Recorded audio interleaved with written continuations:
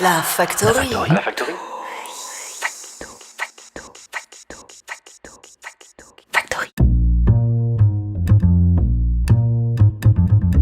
Compositeur, homme de scène, écrivain, il s'est produit dans toute la France, du Palais Garnier au Théâtre du Rond-Point, ainsi qu'à l'étranger, de l'Italie à l'Azerbaïdjan. Artiste insaisissable, il invente le suprême clairon, dirige l'ensemble de musique incidentale et interprète les musiques composées dans les camps de concentration. Sa discographie et son œuvre musicale abordent la musique pour orchestre, la musique de chambre, mais aussi le jazz et la chanson. Essayiste, il a publié Scandale, Scandale, Scandale, Tout est musique et L'enfer aussi à son orchestre. Sa poésie a été publiée dans la revue Conférence. Enfin, son premier roman, Moi aussi j'ai vécu, paraîtra aux éditions Flammarion en janvier 2020. Nous sommes le mercredi 13 novembre 2019 et nous accueillons Hélios Azoulay. Pourquoi te semble-t-il indispensable de lire et d'écrire de la poésie aujourd'hui en 2019 ? Écrire comme lire se fait aussi dans la bouche. Je veux dire que si l'écriture semble de loin, pour ceux qui regardent cet acte de loin, c'est-à-dire qui en sont les spectateurs, autrement dit souvent le lecteur, si écrire semble être un art mental, du silence, etc., ce qui est une réalité, c'est aussi, quand même, mettre en branle les sons. Et les sons, c'est la bouche qui s'en occupe, qui les gère, qui les malaxe.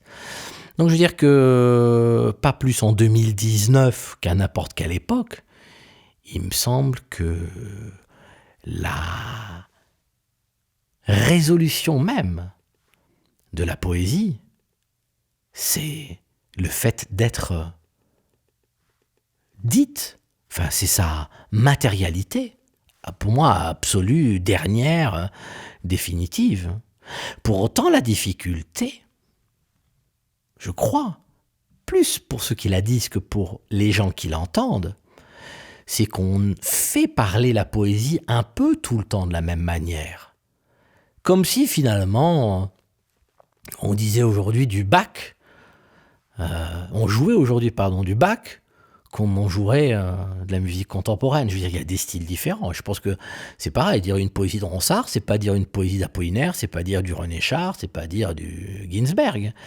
Et je crois que peut-être qu'il y a cette espèce de petite maladresse qui fait que la poésie, c'est toujours une manière de dire la poésie. C'est ça l'erreur. Alors pourquoi ? Alors là, pour le coup, quand tu poses la question de savoir pourquoi en 2019, etc. Alors, en admettant qu'on soit en 2019 aujourd'hui, ce qui est une réalité. Enfin, en tout cas, j'en témoigne. Ce qui est une réalité, c'est qu'on est en 2019 et que la poésie souffre d'être poétisée. En tout cas, d'être réduite à l'idée qu'on se fait de la poésie et de la manière dont on a de la dire. Tu vois ce que je veux dire ? C'est ça qui me semble. Là, je ne sais pas si j'ai vraiment répondu à ta question. Je suis un petit peu parti. Enfin, non, je crois que oui, quand même. Alors, pour terminer, je dirais que c'est bien comme ça.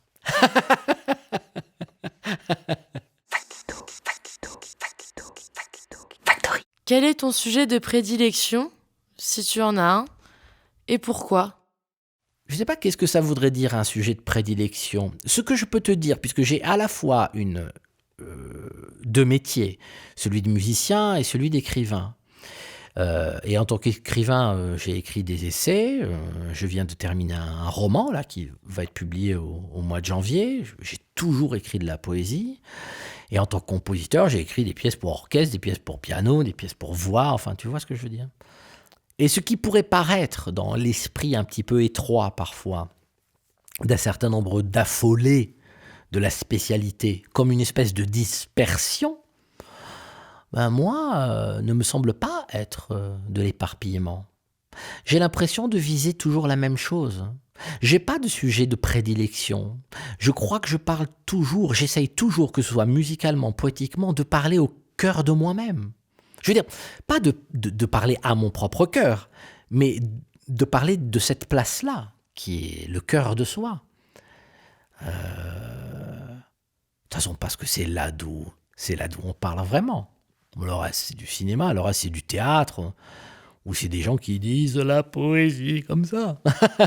Tu vois? Donc, j'ai pas de sujet de prédilection. Je veux dire, et après, ce serait idiot de dire le sujet de prédilection, c'est moi. Non, non, j'ai une obsession qui est toujours de parler à partir du cœur de moi-même. Je pourrais pas te dire les choses autrement.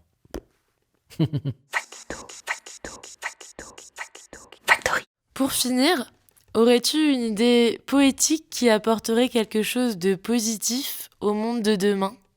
Bah, le monde de demain, peut-être que l'idée poétique, je voudrais pas avoir l'impression de faire de l'esprit en disant ça. Peut-être que l'idée poétique, c'est de penser au monde d'aujourd'hui avant de penser au monde de demain. S'il y a une idée qu'on devait avoir, ce serait peut-être de se projeter dans le futur du jour présent. Tu vois ce que je veux dire? Alors évidemment, on a besoin des grands espaces temporels et de savoir ce qui va se passer dans les années absolument. Non, moi, j'allais dire presque plus sérieusement. Je crois que la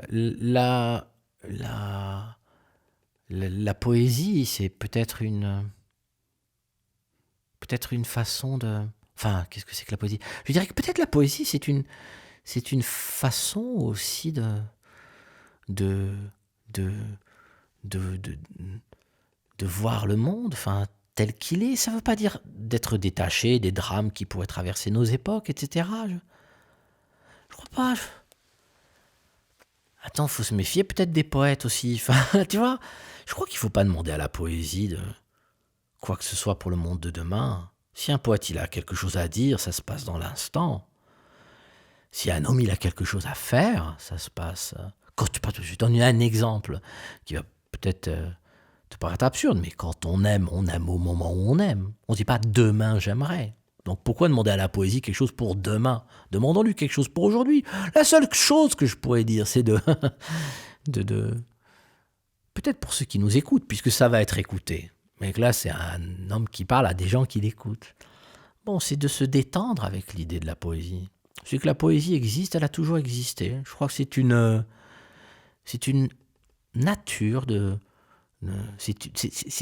oui, c'est une nature. C'est une nature. C'est une manière de comprendre le monde de façon quelque peu oblique. C'est une espèce de rapport entre le mot et le sens des mots. C'est l'espace entre les mots et le sens qu'on leur accorde communément. La poésie, c'est une espèce de... C'est cet appétit qu'on a avec les mots et avec l'apesanteur. Apesanteur, hein, pas la, plus loin pesanteur.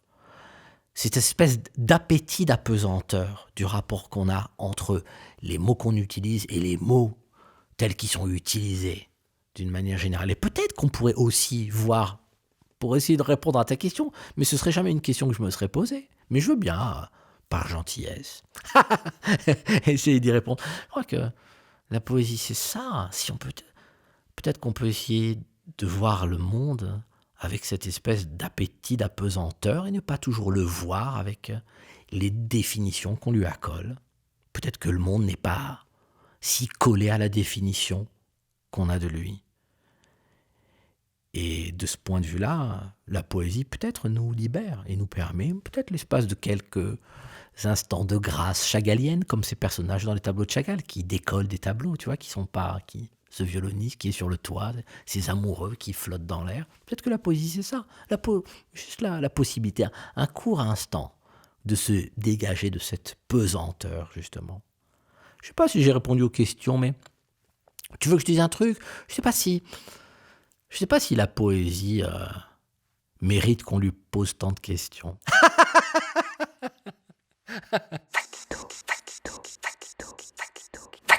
Retrouvez toutes les informations sur factory.fr.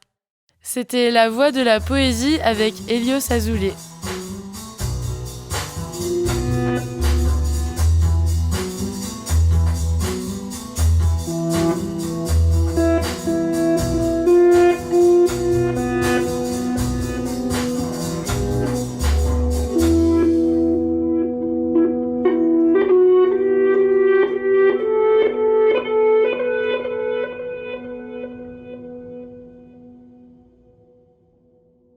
La Factory. La Factory.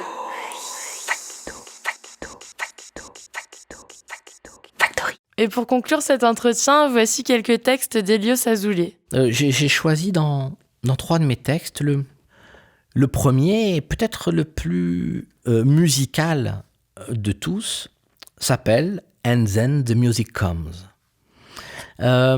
Je peux en raconter, d'ailleurs je ne l'ai jamais raconté, je crois, publiquement, l'anecdote. Un jour, je me suis retrouvé, c'était vraiment magnifique, à marcher en compagnie du compositeur Philip Glass, le grand compositeur américain. Et on a eu une très très belle discussion tous les deux, tard le soir. Et il me racontait l'histoire de son fils, tout jeune, qui était venu le voir en lui disant « Papa, j'ai envie de composer un morceau de musique, est-ce que tu pourrais m'aider ?» Et Philip Glass lui a dit « Tu sais, si je t'aide, ça va être aussi un morceau de moi. L'idée peut-être que c'est que ce soit toi, tout seul, qui compose le morceau, tout seul, comme un grand, si je puis dire. » Voilà. Et le gamin, qui avait 10 ans à l'époque, lui dit « Oui, mais enfin, comment est-ce qu'on fait pour composer un morceau ? Je ne sais pas faire, quoi. » Et Philip Glass lui a dit cette phrase que je trouve vraiment, qui est la plus belle des leçons de composition qu'on puisse recevoir. Il me dit, c'est simple, you sit at the piano and then the music comes. Tu t'assois au piano et alors la musique vient. Et j'aimerais vous lire quelques passages de And then the music comes.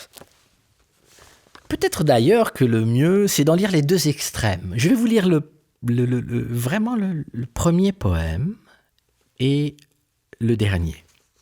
Je suis Erik Satie. Ce n'est pas si simple. Il s'agit d'un autre monde condamné à ne pas mentir. Et sur la route, tout se déroule à partir de nous. Et l'horizon de qui nous sommes avance à mesure que nous avançons. Et comment savoir si l'horizon recule ou avance avec nous ? Et le titre ne signifie rien à l'exception de ce qu'il montre. Et malgré les coups de ciseaux, la musique démesurée coule de son vrai nom comme le champagne. Et l'on se verse un rouleau de musique sans barrière et perdu d'avenir. Et dans l'éternité sacrée, il y a des mots luisants, des écritures vagues du bout de la pensée et des liens de vagues posés sur la courbe des signes comme une baleine qui vient reprendre sa respiration à la surface avant de replonger à l'infini. Et à l'infini, il n'y a rien à expliquer à une telle démesure. Car il n'y a que le désordre et que des gifles en ce monde-ci de la fin sublime d'abîmer la poésie. Et cela continuera, toujours sans le plus léger espace, et toujours le passé entreaperçu, le très loin sacré. Qui suit dans ma bouche et dans votre oreille, c'est le même endroit finalement. À quel visage appartenons-nous ? À quelle expérience appartenons-nous ? À quel raz-de-marée appartenons-nous ? À quels yeux appartenons-nous ? À quel vol appartenons-nous ? À quelle asphyxie appartenons-nous ? À quel ventre appartenons-nous ? À quel complot appartenons-nous ? nulle rature. Sous l'eau, le hurlement des ruines. Nulle pitié.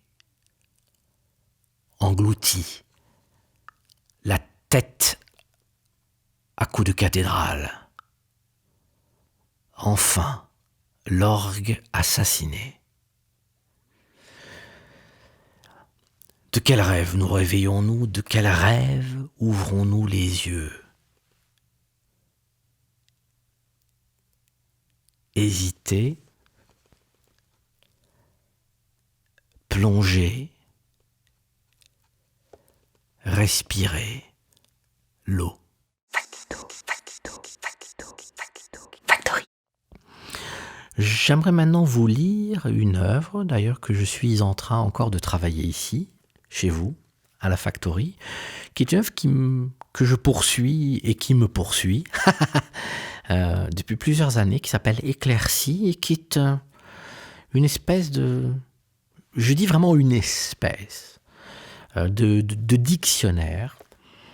Mais tout à l'heure, quand je parlais d'appétit, d'apesanteur et de distance entre les mots et ce que nous attendons des mots, c'est tout à fait ça, une éclaircie. Pour moi, la poésie, elle n'est pas ni dans le mot qui va être défini, parce que c'est comme un petit dictionnaire, ni dans la définition même, mais justement dans l'espace entre les deux. Et donc là, je dois en avoir presque plus de 400, et au brouillon, beaucoup plus encore. Donc je vais prendre vraiment au hasard, dans un ordre qui se fera en tournant les pages du manuscrit que j'ai sous les yeux, quelques-unes de ces éclaircies. Iris.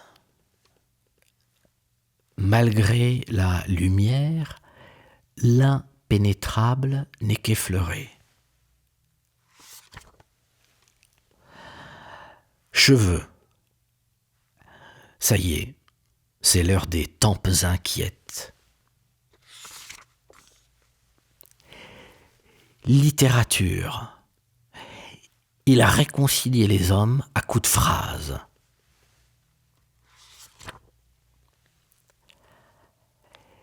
Piano. Même en multipliant l'infini par 2, le centre resterait introuvable. Thé. La transe subventionnée. Langue. Il lui suffisait de lécher le mur des titres pour faire exister les livres.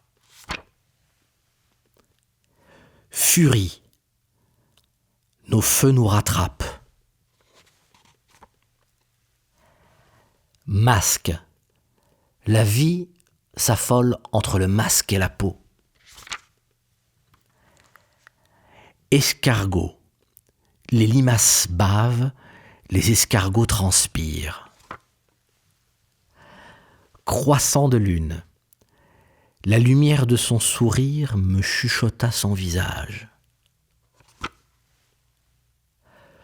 Poisson.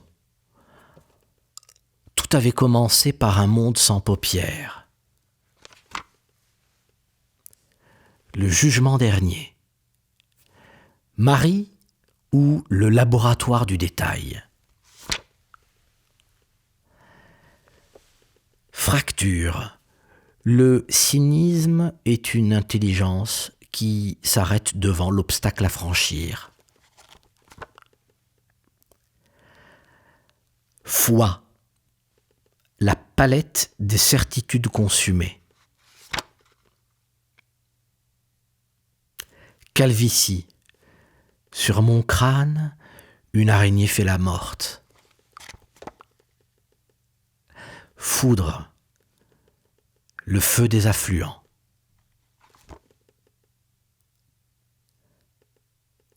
Ange. Qui a des ailes ne s'encombre pas de cap.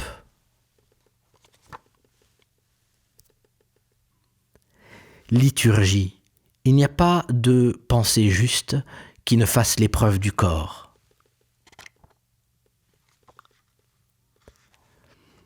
Et pour terminer, encens, qui se disperse s'apparaît.